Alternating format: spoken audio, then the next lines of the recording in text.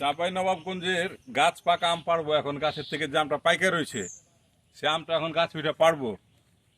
এরকম পাকা আম, গাছ পাকা আম দেবো সরাসরি ঢাকা শহর সারা বাংলাদেশে। এখন গাছে উঠবো, দেখেন গাছ উঠে গাছ পাকা আম পাড়বো, তারপর দেখাবো।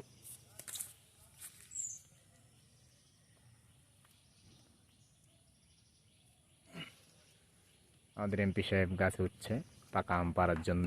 অরিজিনাল যেটা খিচ্চা পাত বলে আমাদের চাপায়ে, এক নামে পরিচিত খিচ্চা আম। আমাদের এমপি সাহেব অলরেডি গাছে উঠে গেছে, আমরা দেখতে পাচ্ছি। হ্যাঁ, কিছুক্ষণের মধ্যে ইনশাল্লাহ পাকা আম পেরে আপনারাকে দেখাবে। হ্যাঁ, দেখছে কোথায় পাকা আম আছে। হ্যাঁ, অরিজিনালি গাছ পাকা আম দেখেন উঠে গেছে।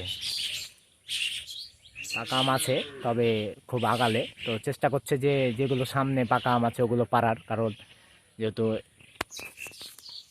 এমপি সাহেবের ওজন একটু বেশি, ডালে ভর নাও নিতে পারে দেখেন। তারপরেও উঠে এসে মানে গাছে উঠে অভ্যাস আছে, বুঝছেন। আমাদের চাপায়ের সবারই গাছে উঠে অভ্যাস আছে, সবাই গাছেরও। এই যে দেখেন, হ্যাঁ, চান্দিতে একটা আম পাকা আছে, ওইটা পারবে, কারণ ওই ডালে উঠতে পারতেছে আমাদের এমপি সাহেব। আপনাকে দেখাচ্ছি ঘুরে ঘুরে। হ্যাঁ, আমাদের লদ্দির কান্ধার পাশে গাছ দেখেন উঠে গেছে। হ্যাঁ, দেখতে পাচ্ছি। হ্যাঁ, হ্যাঁ, এখন আম পারবে, সাবধানে।